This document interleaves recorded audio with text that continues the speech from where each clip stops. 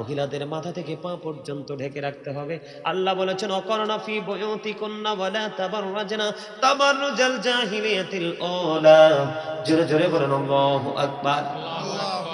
এই যে পোশাকটা না, নারীদেরটা একেবারে পাতলা, পরার পরও বডি দেখা যায়।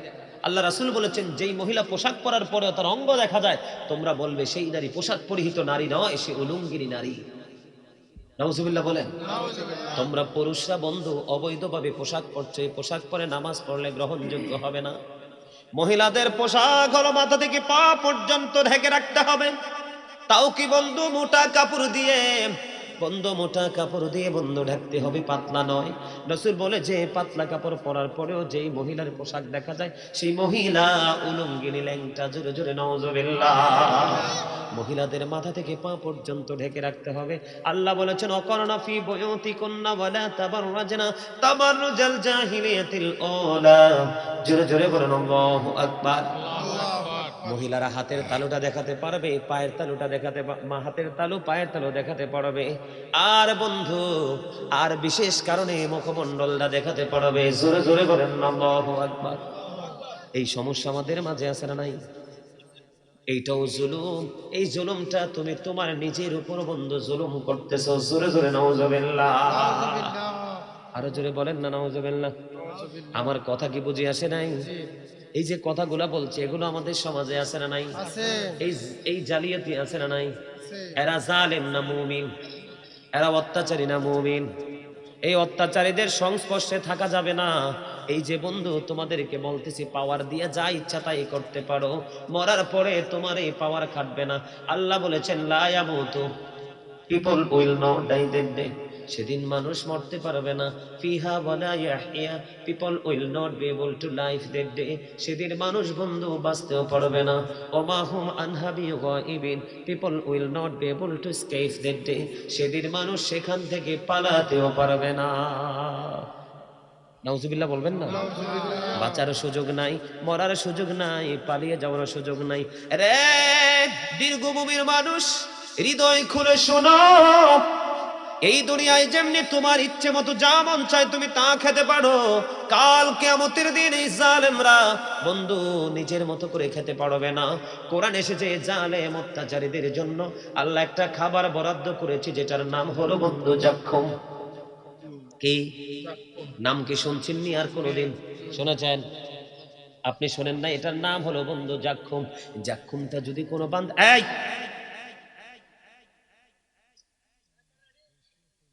জাক্কুমটা যদি কোনো জিন্দা মানুষের সামনে ধরে বন্ধু, অটোমেটিক্যালি দাঁতগুলো সবগুলো ঝরে পড়ে যাবে। পাকা আম যেমনি একটু বাতাস লাগলে ঝরে যায়, পেটের ভিতর যদি একটুখানি যায় ভিতর থেকে সব কিছু লিকুইড হয়ে বের হয়ে যাবে। জোরে জোরে বলেন না নাউজুবিল্লাহ।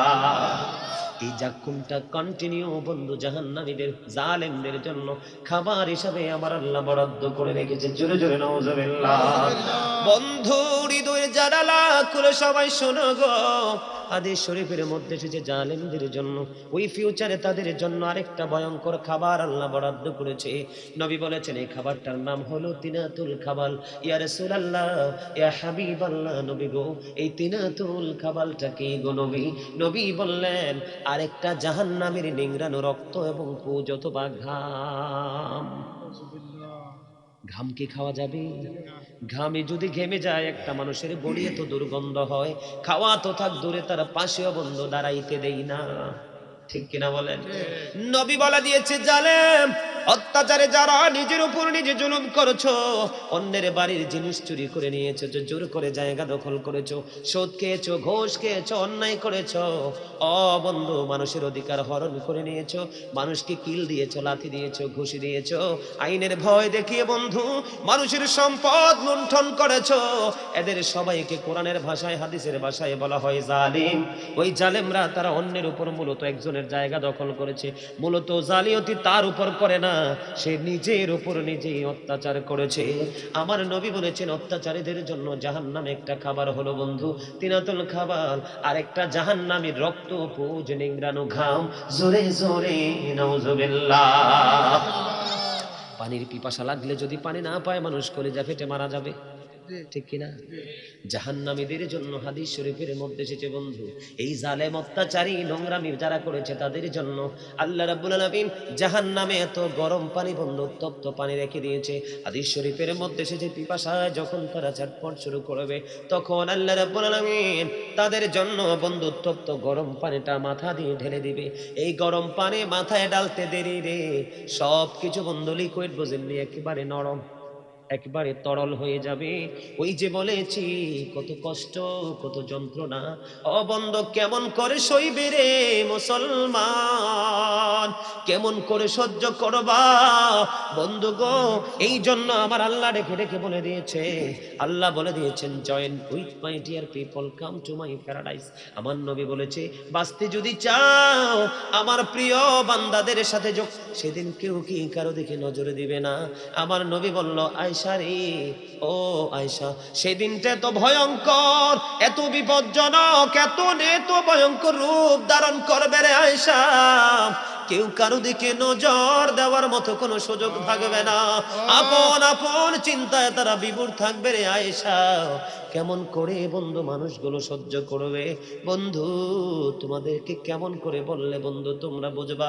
আমার নবী বলেছে বন্ধু হৃদয় খুলে তোমরা শোনো গো, কেমন করে বন্ধু বাঁচবা, বাঁচার উপায় নাই, মরার উপায় নাই, এখান থেকে পালিয়ে যাওয়ারও কোনো ব্যবস্থা নাই বন্ধুরে।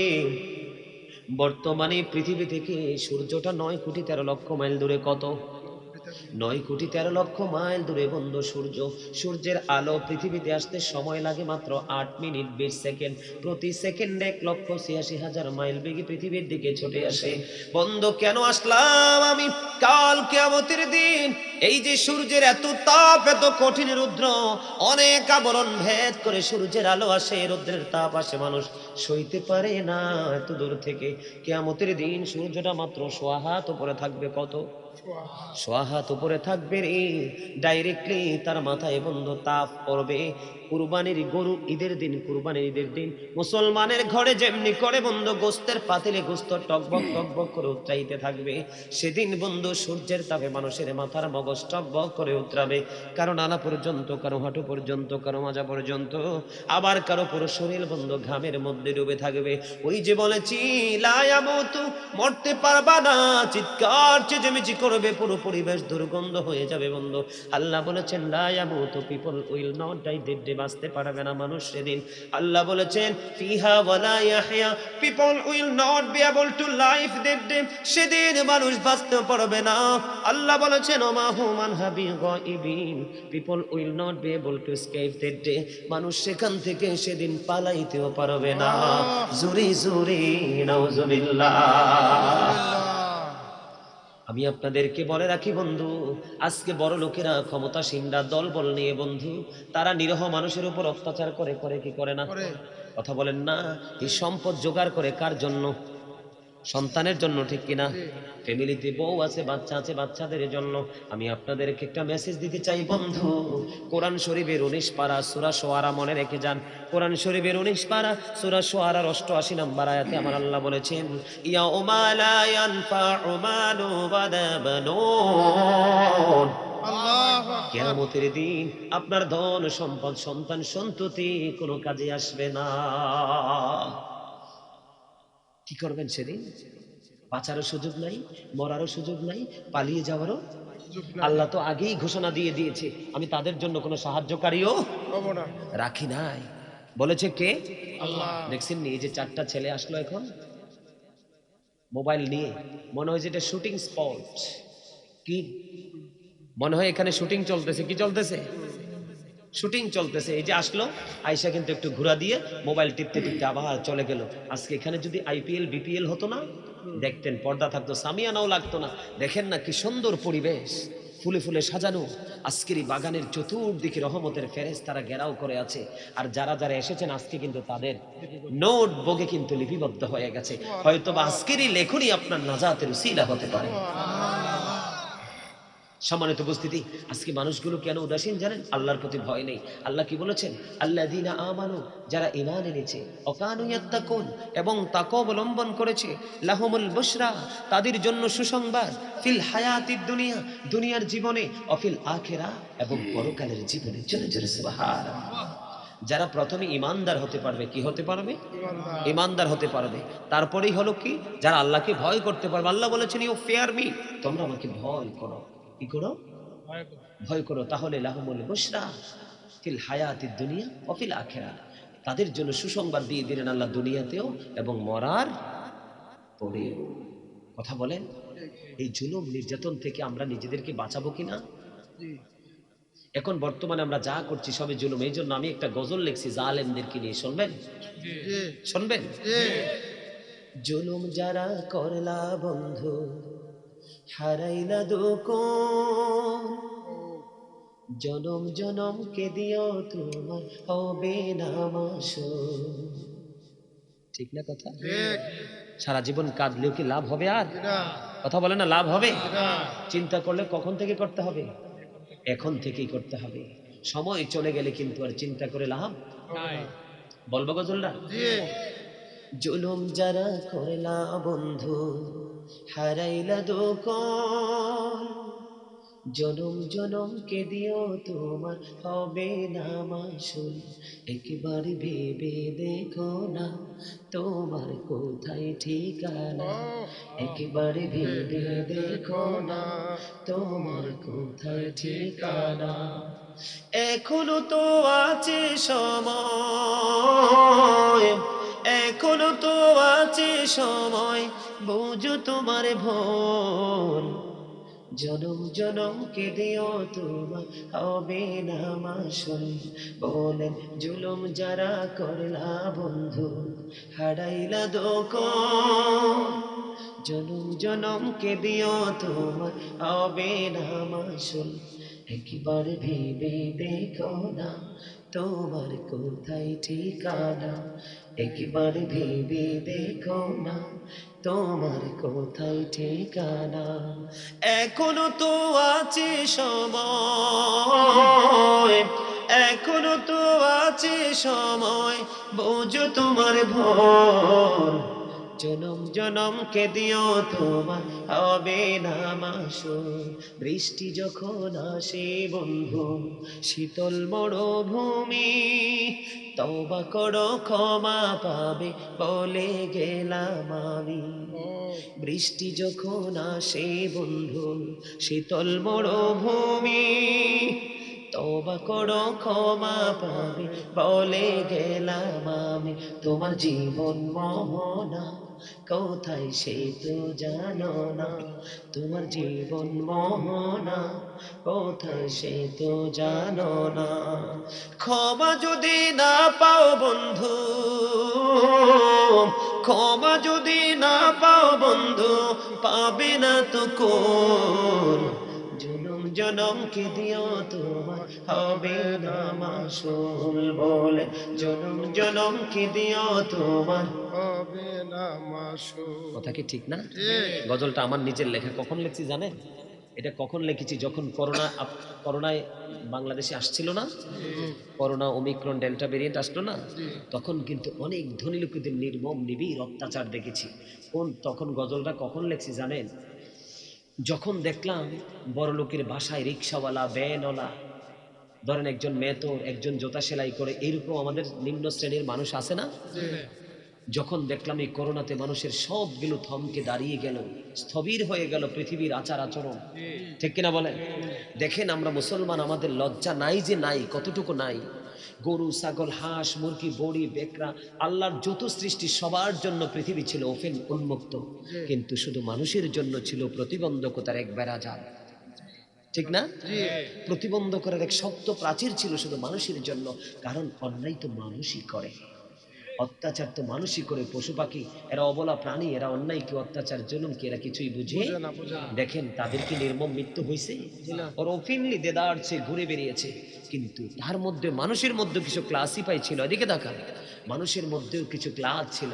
এর মধ্যে আপনি দেখেন লোকাল যে প্লেসগুলো, auto station, CNG station, truck station, rail station, bus station, রিক্সার স্টেশন, লোকাল যে প্লেস, সেই লোকাল প্লেসে কিন্তু কোনো মানুষ মারা মরেছে শুধু কোটি কোটি কোটিপতিওয়ালা, কোটি কোটি টাকার মালিক, বিঘায় বিঘায় জাগার মালিক, হাজার হাজার বড়ি, লক্ষ লক্ষ বড়ি স্বর্ণের মালিক, যার বাড়ি এসি, গাড়ি এসি, অফিস কক্ষটাও এসি, এইরকম ধরনের গেট আপ সম্পূর্ণ মানুষগুলো মারা গিয়েছে।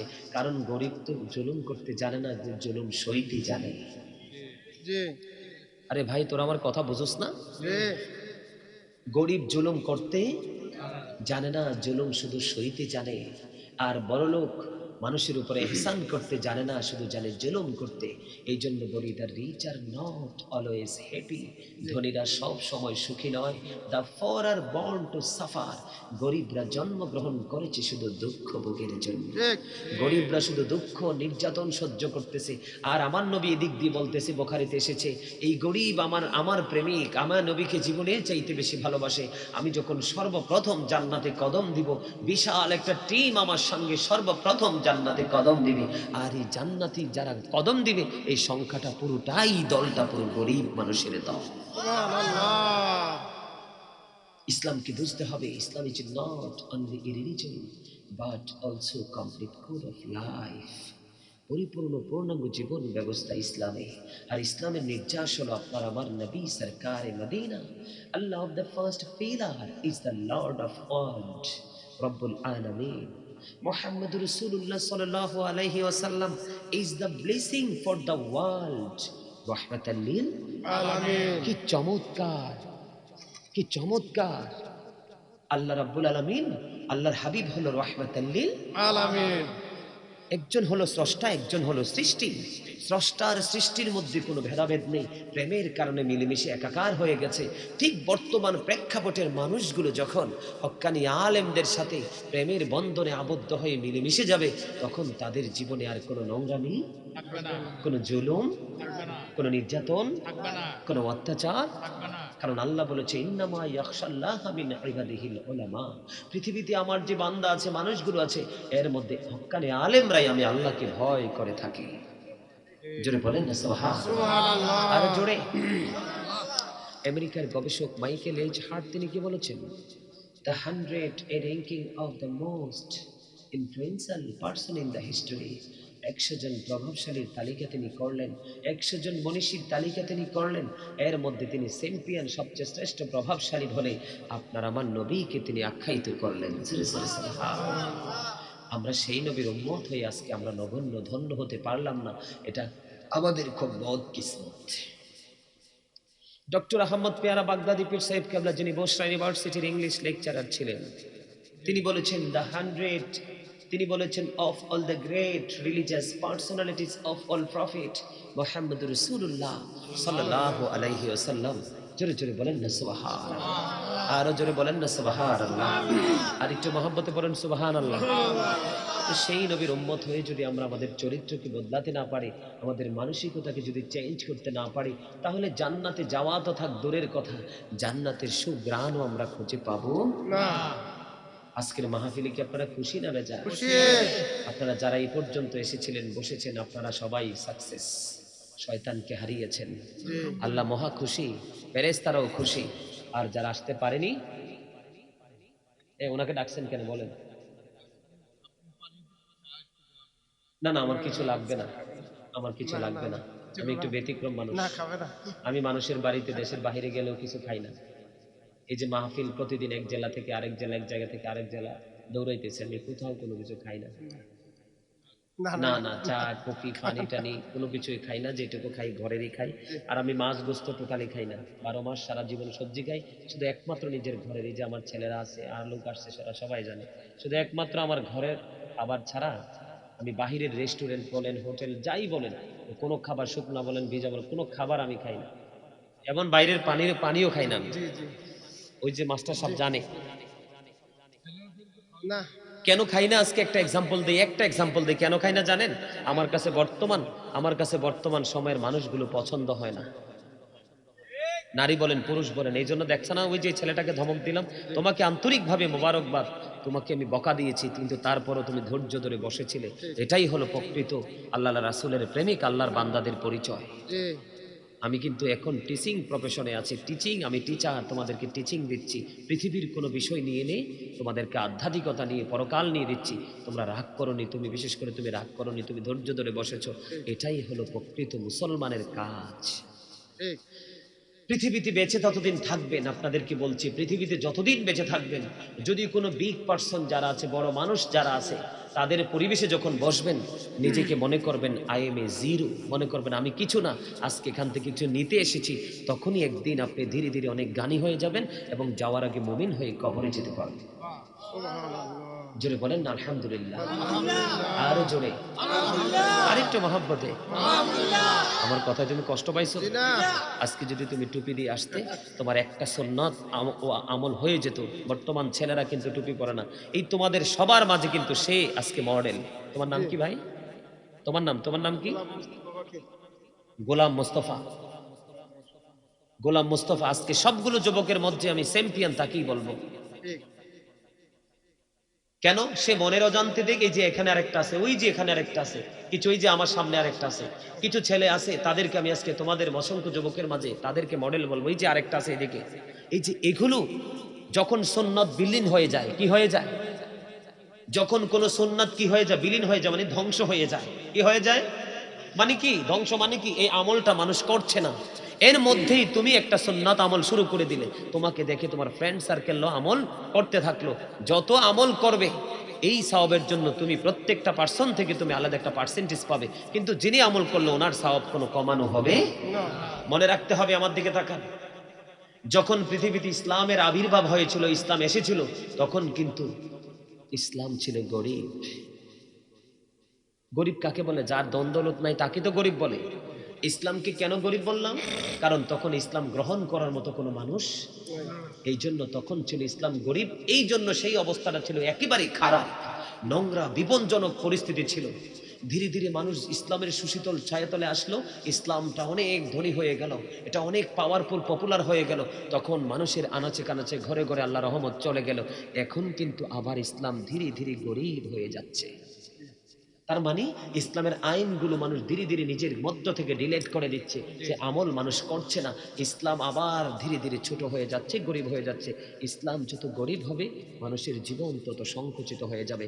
আমি কেন বললাম কারো বাড়িতে খাই না? সত্যিকার অর্থে আজকে মিডিয়ার সামনে বলছি, আমি মানুষকে পছন্দ করি না। আপনারা আমাকে যাই বলবেন, ম্যাক্সিমাম নারী দায়ুস, ম্যাক্সিমাম নারী দায়ুস। আমি কার হাতের খাবার খাবো? আল্লাহ রাব্বুল আলামিন এই জবান যদি পবিত্র না থাকে, আমি হাজার চেঁচামেচি করলে, চিৎকার করলে, আল্লাহ দোয়া কবুল করবে না। ইবাদতকে আল্লাহর দরবারে পৌঁছাতে হলে আপনাকে বডি এবং মুখ নাফাক রাখতে হবে। আপনি যখন কারো মুখোমুখি দাঁড়াই কথা বলবেন, মুখে যদি দুর্গন্ধ থাকে, আপনার সামনে কি কেউ থাকবে? নামাজে যখন দাঁড়াবেন, কারো মুখে যদি সিগারেট ধূমপান করার কারণে, স্মোকিং করার কারণে দুর্গন্ধ থাকে, তার পাশে কেউ নামাজ পড়বে? সম্মানিত উপস্থিতি, একটা হলো প্রত্যেকটা মানুষ কিন্তু ডাবল। কি? একটা হলো বডি, একটা হলো আত্মা। প্রত্যেকটা মানুষ কি? এই বডির কিন্তু কোনো পাওয়ার, এটা কিন্তু পাওয়ারলেস বডি। এটা কি? Powerless body. এক সময় কিন্তু এই বডির ক্ষমতা শেষ হয়ে যাবে, নিঃশেষ হয়ে যাবে, বিলীন হয়ে যাবে। কিন্তু ভিতরে একটা মানুষ আছে, এটাকে আল্লাহ বলেছেন কখনো ইয়া ইউহান নাস, আবার কখনো বলেছেন ইয়া ইউহাল ইনসান। বাংলাতে আমরা বলি মানুষ, ইংলিশে বলে ম্যান অথবা পার্সন। আর ইংলিশ এটা হলো বাহিরের মানুষের সংক্ষিপ্ত পরিচয়। ভিতরে আরেকটা মানুষ আছে, এই মানুষের নাম আল্লাহ কোরআনে রেখেছেন রূহ। ইংলিশে বলা হয় সোল, বাংলাতে বলা হয় আত্মা। আল্লাহ বলেছেন সে the soul is the order of my lord, হোলি রূহ মিন আমরি রব্বি। আত্মাটা হলো আল্লাহর ওয়ার্ডার। ফার্স্ট টেন্স আলমে আরোহা, প্রেজেন্ট টেন্স পৃথিবী, ফিউচার টেন্স বর্জকি জীবন। এখানে বিষয় হলো আল্লাহ কিন্তু বডিকে ঘিরে কথা বলেনি, বলেছে আত্মাকে ঘিরে। আত্মার কোনো ক্ষয় নেই, আত্মার কোনো বিনাশ নেই, আত্মার কোনো মরণ নেই। এটা ছিল আলমে আরোহায় রুহের জগৎ, এখনো বডি হয়ে আছে পৃথিবীতে। আরেকদিন বডি থেকে মায়নাস হয়ে চলে যাবে কোথায়? কথা বলে না। তাহলে দুইটা বডির দুইটা খাবার, দুইটা প্রাণীর দুইটা। আত্মার খাবার হলো তাকওয়া, প্রেম, আর বডির খাবার হলো পৃথিবীর উপার্জিত হালাল খাবার। কথা কি বুঝে আসছে? এখন যাদের আত্মাটা সচেতন, তার বডিও সচেতন। যার আত্মা গাফেল, তার বডিও গাফেল। কথা বলেন না কেন? কথা বুঝেন নাই? দেখবেন মিলাদ হইলে, মাহফিল হইলে, বিয়ে হইলে, মুসলমানি হইলে, খতনা করাল হইলে সমাজের যত সুদখোর আছে, বেনামাজি আছে, দায়ুস আছে, বেপর্দাশীল মহিলা আছে, এটি কেউ এসে রসুন ছোলায়, কেউ এসে আদা চলে। আর বড়লোক বাড়ির মানুষ মনে করে আরে আমার হেল্পার চলে আসছে। কি আসছে? কিন্তু তুমি তো জানো না উনি যে প্রস্রাব করার পরে ভালো করে পানি খরচ করে নাই। তুমি তো জানো না উনি পায়খানা করার পরে ভালো করে ইস্তেঞ্জা পবিত্রতা অর্জন করে নাই। যেই সিস্টেমে ইস্তেঞ্জা করতে হবে, পবিত্রতা অর্জন করতে হবে আপনাকে ইস্তেঞ্জা করার পর, সেইটা কিন্তু সে জানে। কথা বলেন না কেন? আপনি কিন্তু হেল্পার হিসাবে সেই চোখে দেখছেন।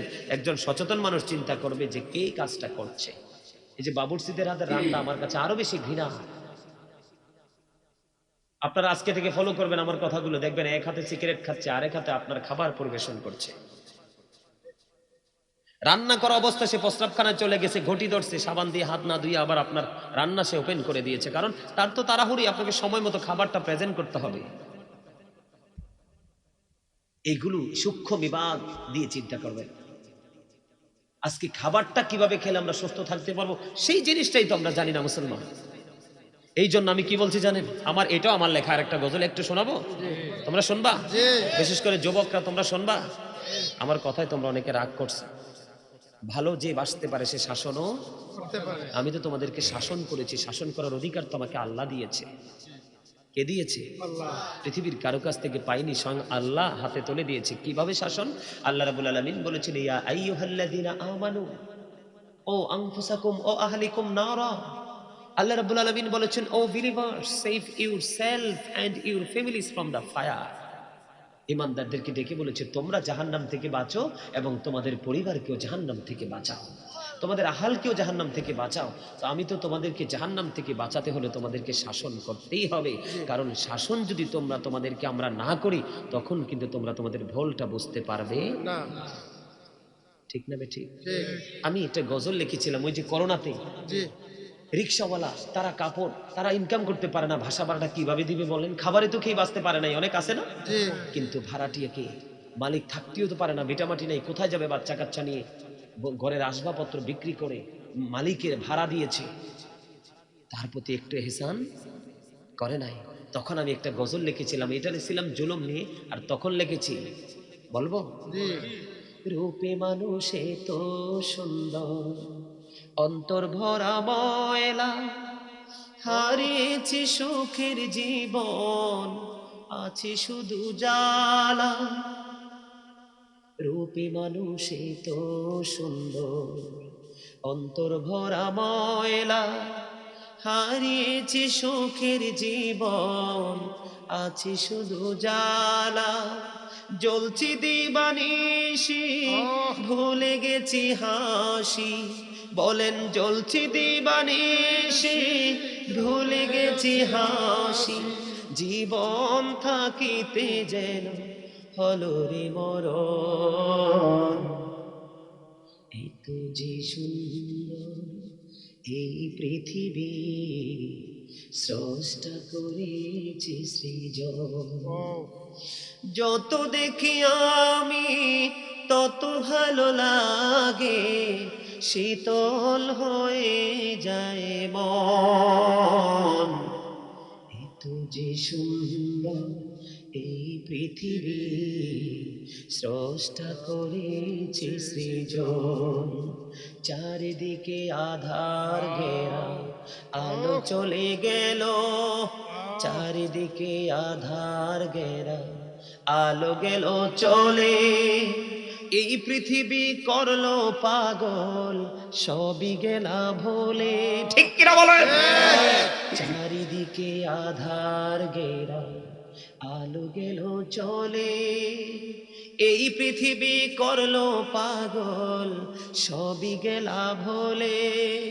দুঃখ যখন আসবে এই পৃথিবী হাসবে, দুঃখ যখন আসবে এই পৃথিবী হাসবে। ভুলিবে না প্রভু তোমায়, হবে রে আপন। এত যে সুন্দর এই পৃথিবী, স্রষ্টা করেছে সৃজন। ঠিক কিনা বলেন? আমার কথাগুলো কি বাস্তব না? কথাগুলো কি গ্রহণযোগ্য না? ঠিক না? আসলে কি প্রকৃত মুমিন তারা কি পৃথিবীকে আলো দেখে না অন্ধকার? হ্যাঁ, বসেন বসেন, সমস্যা নাই। আসলে প্রকৃত ইমানদাররা পৃথিবীকে কি আলো দেখে না অন্ধকার?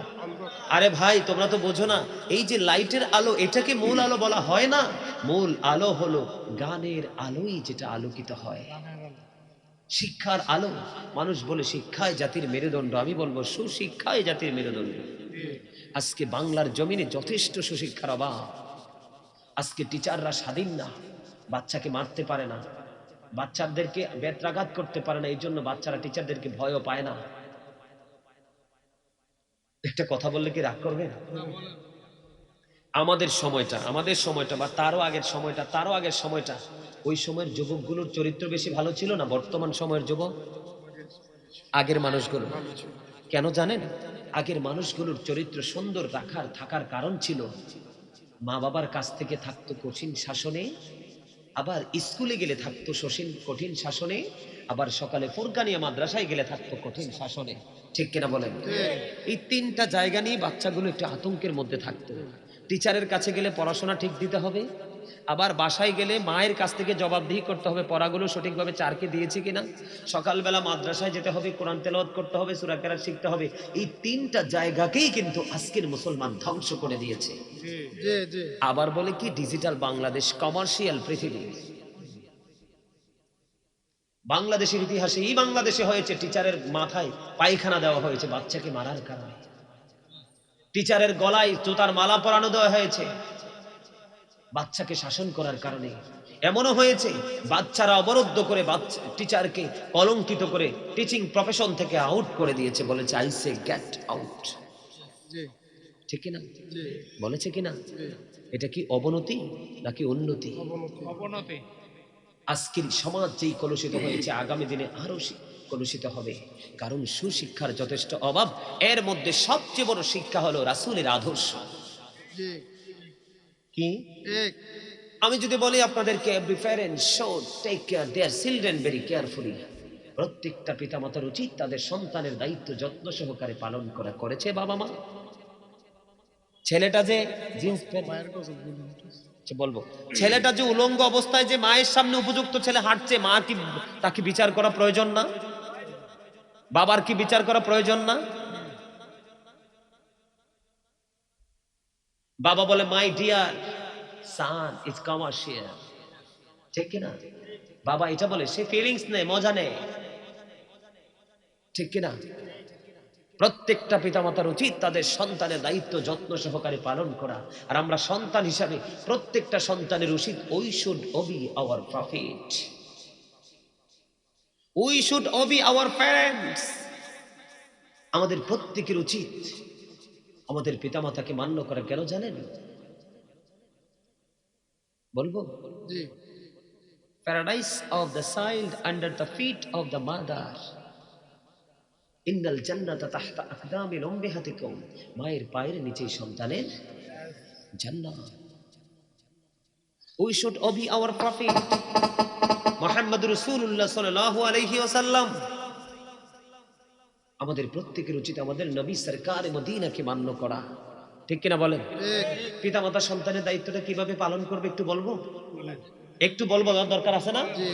এখন বাবা মা সন্তান জন্ম হইলেই বড় করে এই আমার দিকে তাকান, খবর নাই তো উদাসীনতার মধ্যে আছে। ছেলে হইলে তো পাগলই হয়ে যায়, মনে হয় যে স্বর্ণের মেডেল পাইছে, কিন্তু এটা কি চরিত্রবান হবে নাকি চরিত্রহীন হবে এই খবরই, কারণ সুশিক্ষা নাই তো। প্রকৃত পক্ষে যে পিতামাতাগুলো জ্ঞানী বিবেকবান, ওর সন্তান অনেক বড় বড়, যাদেরকে বলা হয় chief officer of the state, সর্বোচ্চ অফিসার র্যাঙ্কে সর্বোচ্চ চেয়ারে বসেছে, তারপরেও কিন্তু বাবা মা প্রাউড ফিল করে না, অহংকার, কারণ তারা হচ্ছে বিবেকবান। আর সন্তান তো দামি কিছু হলো না, জ্ঞানী হলো না, পাওয়ারফুল ম্যান হলো না, আলোকিত সন্তান হলো না। আপনার ছেলে আছে, আপনি পাওয়ার খাটাচ্ছেন। একটা যোগ্য পবিত্র যদি একটা মেয়ে যদি পর্দাশীল মেয়ে হয়, এই মেয়ের কারণে পর্যন্ত বাবা মা জান্নাতি হয়ে যাবে। এই খবর তো আমাদের নাই, শুধু সেলের বাজারে ঢুকে রয়েছি আমরা। এই আমার দিকে দেখেন, পিতা মাতা কি করতে হবে? সন্তান যখন পৃথিবীতে আসবে, আমার নবী মা খাতুনে জান্নাত ফাতেমাতুজ জাহরা রাদিয়াল্লাহু তাআলা আনহার প্রিয় সন্তান যিনি জান্নাতে আমাদের ইমানদার যুবকদের লিডার হবে, ইমাম হবে, সে হাসান রাদিয়াল্লাহু তাআলা পৃথিবীতে আসতে দেরি আজানের নাই আমার নবী আজান দিয়েছিল। আরে ভাই সুবহানাল্লাহ বলতে পারো না? আরো জোরে আজান দিয়েছিল। সন্তান পৃথিবীতে আসলে আজান। মায়ের কাজ হলো সন্তানকে 2 বছর মায়ের দুধ পান করাতে হবে। বাবার কাজ হলো 7 দিন যখন হবে 7 দিনের দিন বাচ্চার নাম রাখতে হবে। বাচ্চা ছেলে হলে তার জন্য 1 বছরের 2টা ছাগল দিয়ে আকিকা দিতে হবে 7 দিনের দিন। কয় দিন? মেয়ে হলে 1 বছরের একটা ছাগল দিয়ে মেয়ের আকিকা দিয়ে দিতে হবে। 2 বছর পর্যন্ত মা দুধ পান করাবে মায়ের স্তন থেকে। এখনকার বাচ্চা কাচ্চা অমানুষ হবে না কেন? মার কষ্ট হয়, এই জন্য বাচ্চা ফিটার দিয়ে ফালে। এই জন্য এটা বড় হইয়া মার কথা শোনে, মায়ের ডাক দিয়ে এদিকে আসো, এটা কয় না ওইদিকে যাবে। মা তো তার দায়িত্ব পালন করেনি, সে তার শান্তি তার সুখের চিন্তা করেছে। আর আমাদের মারা কি করছে? পুরো সংসারের ঘানি টানছে, আবার বাচ্চা চিৎকার দিলে বুকের দুধ খাওয়ানোর জন্য চলে এসেছে। আমি গাজী সুলাইমানের ব্যাখ্যা যদি দিই, 1 মিনিট যদি ব্যাখ্যা দিই, আমাকে নিয়ে আমার লোকগুলো আমার সাথে আছে। এই যে মাহফিল, মসজিদ, মাদ্রাসা, আমার কাজই হচ্ছে দিনের কাজ। দিনের কাজ থেকে হাদিয়া পাই কি পাই না? প্রত্যেকটা হাদিয়া প্রত্যেক দিন গেইটে যাইয়া। আর হাদিয়া তো কেউ এখন আর হাতে হাতে নেই না। এখন আর কিন্তু হাদিয়া হাতে হাতে নেই না, একদম সত্য কথা। 3-4 বার বড় বড় ডাকাতের মুখে পড়ছি, কিচ্ছু রাখে নাই। প্রায় 3 বারে আমার প্রায় 12 লাখ টাকার সম্পত্তি নিয়েছে। হাতের মোবাইল, আমরা যারা আছি সবার মোবাইল টোবাইল, ক্যাশ, টাকা, ক্যামেরা ট্যামেরা অনেক কিছু মিলাইয়া। তো এরপর থেকে এখন আর কি করি না, হাতে হাতে কোনো লেনদেন নাই। কেউ অ্যাকাউন্টে, ব্যাংকের অ্যাকাউন্টে, কেউ আবার মোবাইল অ্যাকাউন্টে, বিকাশ অ্যাকাউন্টে পাঠাইয়া দেয়। তো আপনার এই মাহফিল থেকে যাওয়ার পরে বা বিকাশ থেকে যখন অ্যাকাউন্ট থেকে টাকা উঠাই নিয়ে আগে মায়ের কাছে দেই। কার কাছে? আলহামদুলিল্লাহ বলবেন না? আরে ভাই আমি চ্যালেঞ্জ করে বলতে পারবো, 1 লক্ষ সন্তান খুঁজলে আমার মতো একটা সন্তান আপনি পাবেন না। এই মাইকে কথাগুলো মানুষ শুনতেছে, লাইভে শুনতেছে। আজকে গোটা পৃথিবী থেকে প্রতিদিন আমার লাইভে অসংখ্য মানুষ অ্যাডজাস্ট হয়। যখন প্রয়োজন হয় মার কাছ থেকে খুঁজে আনি, মা আমার এই টাকাটা লাগবে, একটু দেন। অথচ বউ আছে, বাচ্চা আছে। আমার বড় ভাই, ওনার মেয়ে বিয়ে দিবে, উপযুক্ত হয়ে গেছে, এখনো পর্যন্ত বিদেশ থেকে টাকাটা মায়ের অ্যাকাউন্টে আসে, পার্সোনাল ব্যালেন্স না। কেন জানেন এই জায়গাটা কেন হয়েছে? আমরা ভাইয়েরা মা বাবার প্রতি অত্যন্ত অনুগত। কেন জানেন? বাবা তো সরকারি চাকরি করতেন, মা আমাদেরকে এত শিক্ষা দিয়েছেন, খাবার খাওয়া থেকে, পোশাক পরা থেকে, ঘুম থেকে, চলাফেরা থেকে। আমার মায়ের কাছ থেকে জীবনে ছোট্ট থাকতে যখন আমি ধীরে ধীরে বেড়ে উঠতেছি, এই রাস্তার দিকে এগোচ্ছি, তখন আমার মা আমাকে একটা নির্দেশ দিয়েছিলেন যে বাবা তুমি একদিন অনেক বড় হবে, আমার মন বলছে। আমি তখন ছোট, তখন আমাকে কেউ দাওয়াত দেয় না। ধরেন ওই যে এখন আমাদের দেশে অনেক ছেলেরা মাদ্রাসায় পড়ে, তারা মানুষ মারা গেলে দৌড়াইয়া কবরে পার যায় না? তো কবর যিনি মারা গেল তার আপন স্বজনরা কিন্তু হুজুর মনে করে সম্মান করে তাকে কিছু হাদিয়া দেয়। তো আমাকে যখন হাদিয়া দিয়েছিলেন একদিন, আমি হাদিয়াটা নিয়ে আমার কষ্ট মনে আছে, 50 টাকা। কয় টাকা? 50 টাকা। আমি কবরের পার থেকে আমার মাকে নিয়ে হাদিয়াটা দিয়েছিলাম। মা দেখেন, মা কই টাকা কোত্থেকে আনছে? বললাম মা মাটি দিয়ে সারছি, মোনাজাতের শেষে আমাদের সবাইকে দিয়েছে। তখন আমার মা আমাকে সেদিন বলেছিল, বাবা আজকে আমি তোমাকে একটা কথা বলবো, যে এই টাকাটা কবরবাসী মিসকিনকে দিয়ে দিবে। কাকে?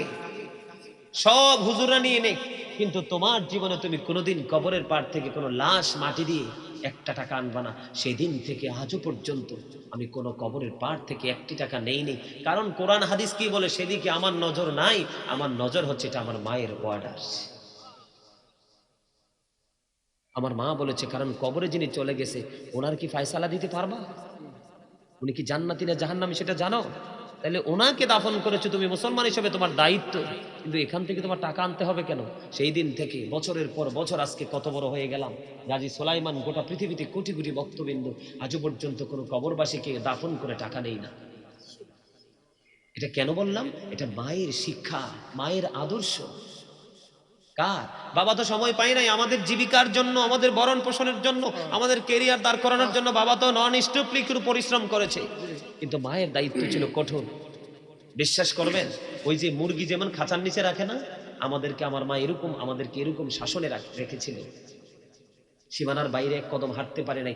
আজকের পিতা মাতাগুলো সেই জগতে আবার ফিরে আসো, দেখবেন একটা বাচ্চা কাচ্চা মানুষ হবে না। কথা কি বুঝেন নাই? গাছটা যেই বীজ দিবেন, তেঁতুল গাছ লাগালে চাচা তেঁতুল হবে না, ধরবে কি? তেঁতুল না? তো আপনি তো লাগাইছেন তেঁতুল গাছ, টপ তেঁতুলে তো হবে। আপনি যদি ল্যাংড়া আম লাগাইতেন তাহলে আপনার গাছ বড় হয়ে ল্যাংড়া আম দিত। আপনি একটা আম খেলে আপনার কলিজা ঠান্ডা হয়ে যেত। আপনি সন্তানকে তো বানিয়েছেন কমার্শিয়াল, ডিজিটাল, অত্যাধুনিক মেশিন। আপনি তো ইসলাম ভীরু, ধর্মভীরু বানান নাই। এজন্য আপনার সন্তানের আচরণে আপনি সন্তুষ্ট হতে পারেন। মায়ের কাজ 2 বছর সন্তানকে দুধ পান করাবে, 7 বছর যখন হবে নামাজের জন্য তাকে তাগিদ দিবে, 10 বছর যখন হবে বিছানা আলাদা করে দিতে হবে। মায়ের সাথে আর সন্তান ঘুমাতে পারবে? ছেলে ঘুমাতে পারবে? বিছানা আলাদা করে দিতে হবে। নামাজ না পড়লে তাকে প্রহার করতে হবে। সবচেয়ে বড় খবর, সবচেয়ে বড় খবর, রাসূল বলেছেন একটা দায়িত্ব মা বাবাকে দিয়েছেন। রাসূল বলেছেন আদিবু আওলাদাকুম আলা তালাতি খিসালিন হুব্বি নবীকুম ওয়া হুব্বি আহলি বাইতিহি ওয়া আলা কিরাতিল কুরআন। রাসূল বলেছেন তোমরা তোমাদের সন্তানদেরকে 3টি বিষয় শিক্ষা দাও। কয়টা? একটা হলো হুব্বি নবীকুম, it's the love of the prophet, নবীর মহব্বত। ও হুব্বি আহলি বাইতিহি, নবীর পরিবারের মহব্বত, আহলে বাইতের মহব্বত, টিচ ফ্যামিলি লাভ। নবী বলেছেন ওয়া আলা কিরাতিল কুরআন, learn to recite the holy Quran, কোরআন তেলাওয়াত শিখাও। বলেছে কি? নবী বলেছেন। জোরে জোরে বলেন না সুবহানাল্লাহ। নবীর কথা সত্য না মিথ্যা? হযরত মুহাম্মদ সাল্লাল্লাহু আলাইহি ওয়াসাল্লাম was born in a country. His father's name was Abdullah, his mother's name was Amina. His father said died before he was born. He lost his mother in his childhood. He was very truthful. আমার নবী ছিলেন শ্রেষ্ঠ সত্যবাদী। সুবহানাল্লাহ। জোরে বলেন না সুবহানাল্লাহ। তো আজকে আমাদের পৃথিবীর অবস্থা মোটেও ভালো না। বিশেষ করে মুসলমান মা বাবাকে সচেতন হতে হবে। যেই টিচারের কাছে বাচ্চাকে পড়াশোনার জন্য দিতে হবে, টিচারকে দায়িত্ব দিতে হবে এটা আপনার বাচ্চা, কিভাবে মানুষ করবেন সেটা আপনি দায়িত্ব নিয়ে নেন। তখনই দেখবেন বাচ্চাগুলো মানুষের মতো মানুষ হয়ে যাবে। কেন বলে আসবে? আসতেছে? ঠিক আছে, তোমরা ক্লোজ করে ফেলো না। মায়ের সামনে গজল গাইতে হয়। কোনটা কোনটা ওনার একটু পছন্দ? মায়ের সামনে গজল। জি বলেন।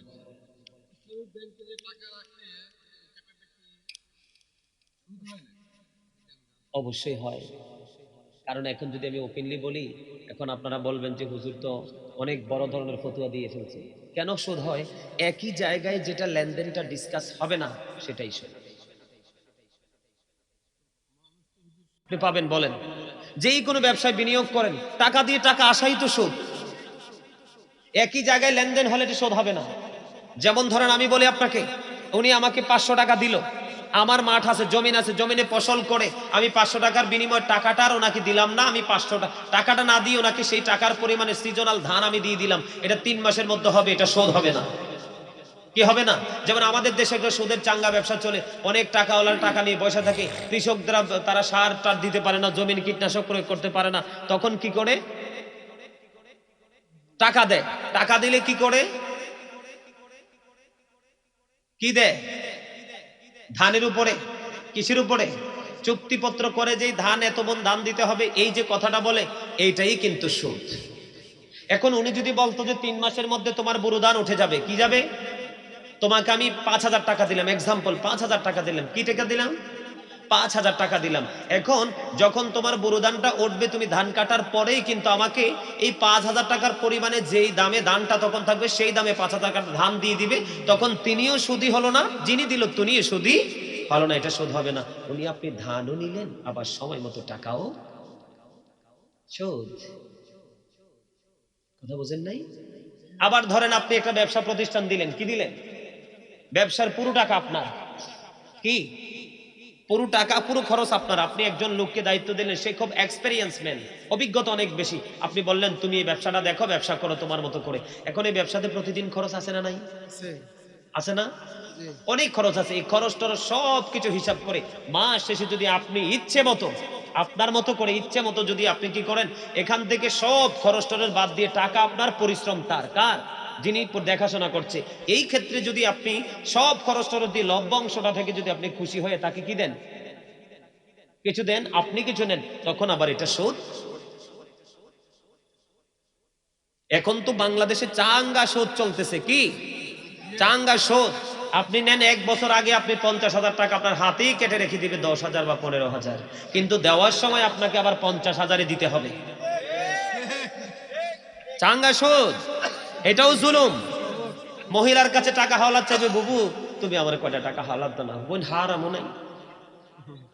একটু পরে যাইয়া বলবেন বুবু গো তোমাকে আমি কয়টা টাকা লাভ দেবো বছর মাস শেষে। এবার বলে একটু চিন্তা করি। কি একটু চিন্তা করি? বল তোমার বড় দুলাভাই তো বিদেশ থাকে, আপার কাছে কিছু টাকা রাখতে চাইলেই টাকাটা এনে দিতে পারি, যথাযথ সময়ে লাভটা দিতে হবে। একজন ব্যবসায়ীকে বললেন ভাই কয়টা টাকা দেন, কয় আল্লাহর কসম নাই ভাই আপনি টেনশন করেন না, মাস শেষে কিছু দিব। এবার বলে আমার ছোট্ট শালাটার টাকাগুলো তোর ভাবির কাছে আছে, এখান থেকে কিছু উঠিয়ে দিতে পারবো। নাউজুবিল্লাহ বলে না কেন?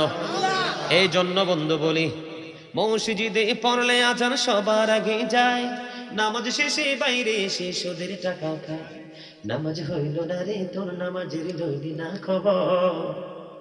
নামাজের নিয়ত করে দাঁড়াইছো নামাজে, মনটা যদি থাকে তোমার দুনিয়ারই কাজে। নামাজ হইল না রে তোর, নামাজের লইলি না খবর। নামাজ তুমি ধর্ম জানো, চুরি তোমার পেশা, এমন নামাজ হইবে কবুল কেমনে করলাই আশা।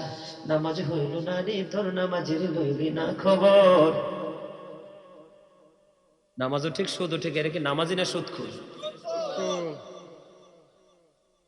বিভিন্ন কৌশলে মানুষ কি করে? সুদ। এটা এই দেশের আইনে ফতুয়া দিবে এক ধরনের, কিসের? আর কোরআন হাদিসের ফতুয়া হলো, হ্যাঁ বুঝছি আমি একটা লেহাতে কলম ধরা দেখে বুঝে লাইছি। আমার মা নাই, আমার বাবা নাই, দয়াল রে দয়াল, আমার কি মা ডাকার সাধ নাই রে, আমার কি বাবা ডাকার সাধ নাই রে। আমার মা নাই, আমার বাবা নাই, দয়াল রে দয়াল, আমার কি মা ডাকার সাধ নাই রে, আমার কি বাবা ডাকার সাধ নাই রে। ঘরে যাইয়া সবাই দেখে মজনুনির মুখ, বাবা যখন মাথায় হাতে ভুলে যাই সব দুঃখ। আমার মা নাই, আমার বাবা নাই, দয়াল রে দয়াল, আমার কি মা ডাকার সাধ নাই রে, আমার কি বাবা ডাকার সাধ নাই রে। শুনি স্বপনে শুধু মা তোমার কথা মনে হয়, বলেন শয়নে স্বপনে শুধু মা তোমার কথা মনে হয়। কতদিন দেখি না তোমার, ভুলে কি গেছো আমার, ভুলে কি গেছো আমার। আদর সোহাগ মাগো আর কোথা পাবো, কার চলে আমি নিজেকে জড়াবো। আদর সোহাগ মাগো আর কোথা পাবো, কার চলে আমি নিজেকে জড়াবো। কার কাছে ধরবো মিছে বায়না, তোমার মতো কেহ নাই, শয়নে স্বপনে শুধু মা তোমার কথা মনে হয়। আমার ভুবন জুড়ে শুধু দুঃখ জ্বালা, কে আর পড়াবে আমায় সুখের সীমালা। আমার ভুবন জুড়ে শুধু দুঃখ জ্বালা, কে আর পড়াবে আমায় সুখের সীমালা। কপলে কি দেবে আর কাজলে রুটি, তুমি জেনে ধরাই, শয়নে স্বপনে শুধু মা